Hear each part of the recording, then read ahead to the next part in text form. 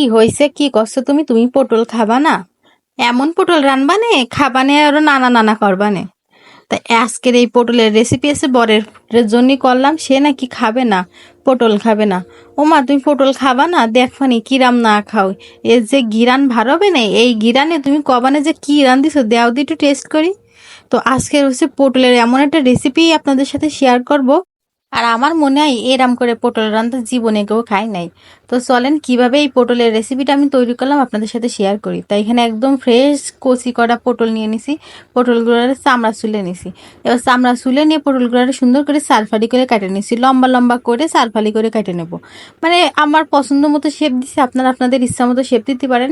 তো আমি এরকম লম্বা লম্বা করে চারকোনা করে সব পটলগুলোরে কেটে নিচ্ছি।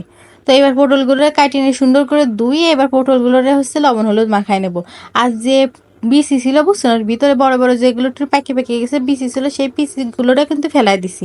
অবশ্যই বিচিগুলোটা ফেলাই দেবেন, আর জালিগুলোর কিন্তু বিচিগুলো আমি রেখে দিছি। এবার লবণ আর হলুদ মাখাইয়ে এক সাইড করে রেখে দেবো। এবার চলে যাবো হচ্ছে একটা মশলা তৈরি করতে। চলেন একটা মশলা তৈরি করি। এই মশলাটা হচ্ছে দিয়ে দিলাম দুটো বড় বড় সাইজের পেঁয়াজ, দিয়ে দিলাম বড় সাইজের একটা রসুন, কয়েক টুকরো আদা, 3-4টা এলাচ, দারচিনি আর একটু জিরে। এই যে মশলাটা কিন্তু তৈরি হয়ে গেল। আর যেটা মেন লাগতেছে সেটা হলো একদম কুচো চিংড়ি।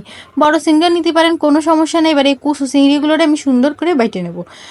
এবার এই সুন্দর করে চিংড়ি মাছগুলোটা বাইটে নিছি। তারপরে নিয়ে চলে যাবো সে সোজাসুজি চুলোয় রান্না করার জন্য। আর এইভাবে চিংড়ি মাছ বাইটে এই রান্নাটা করলি যে কি ফাইন লাগে খাতে। এবার একটা ফ্রাই প্যানের মধ্যে তেল গরম করে এবার এই পটলগুলোরে এই পিট করে লালচে করে একটু ভাজে নেব।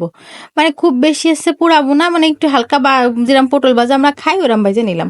পরে ওই তেলের মধ্যে দুটো তেজপাতা ছিঁড়ে দিয়ে দিলাম পেঁয়াজ কুচিটা যে একটু নরম নরম হয়েছে সেই সময় দিয়ে দিলাম চিংড়ি মাছ বাটাটা। চিংড়ি মাছ বাটাটা দিয়ে তেলের পরে কিছুক্ষণ নাড়িয়ে নিচ্ছি যাতে একটু ভাজা সুন্দর একটা সেন্ট বার হবে না। তারপরে দিয়ে দিলাম স্বাদ মতো লবণ আর হলুদ। এবার আছে যে মশলাটা বাইটে রাখছিলাম সেই মশলাটা দিয়ে দিলাম। এই মশলাটা দিয়ে এবার সুন্দর করে এই চিংড়ি মাছের সাথে মশলাটা ভালো করে কষাই নেব। তারপর দিয়ে দিলাম বেশ খানিকটা হচ্ছে শুকনো জালের গুঁড়ো। এবার গুঁড়োটা দিয়ে আমি এর মধ্যে কিন্তু আবার একটু তেলও দিছিলাম, সেটুকু আর দেখালাম না। মানে তেলটা আপনারা বুঝে দেবেন কিরাম খাবেন। তো তেলটা দিয়ে অল্প একটু পানি দিয়ে মশলাটা সুন্দর করে কষাই নিছি। এত ফাইন করে কষাইছি আর এত সুন্দর একটা সেন্ট বাড়াচ্ছিল চিংড়ি মাছের, কি কব। এইটা দিয়েই তো ভাত খাওয়া যায় কোন। তারপরে দিয়ে দিলাম হচ্ছে মেন যেটা উপকরণ, সেটা হলো নারকেলের দুধ। নারকেলের দুধের সাথে আর একটু পানিও দিয়ে দিছি। নারকেলের দুধটা দিয়ে যখন এরকম জাল উঠে যাবে তখন দিয়ে দেবো হচ্ছে বাইজে রাখা পটলগুলো দিয়ে এবার ভালো করে নাড়ে ছেড়ে দেবো। নাড়ে ছেড়ে দিয়ে পটলগুলো যখন সেদ্ধ হয়ে যাবে একদম গা মাখা জোল থাকবে, সেই সময় সে চুলোতে নামাই নেবো। ব্যাস তৈরি হয়ে গেল। আর এই যে নারকেলের দুধের ঘিরান, চিংড়ি মাছের ঘিরান, সব কিছু মিলে কি কবর, মানে সেন্টেই তো প্রাণটা ভরিয়ে যাচ্ছে। খাবো কি কোন। একদম সাদা সাদা ধোঁয়া ওঠা ভাতের সাথে পটলের রেসিপি খান খালি, কিন্তু আর কিচ্ছু লাগবে না নে।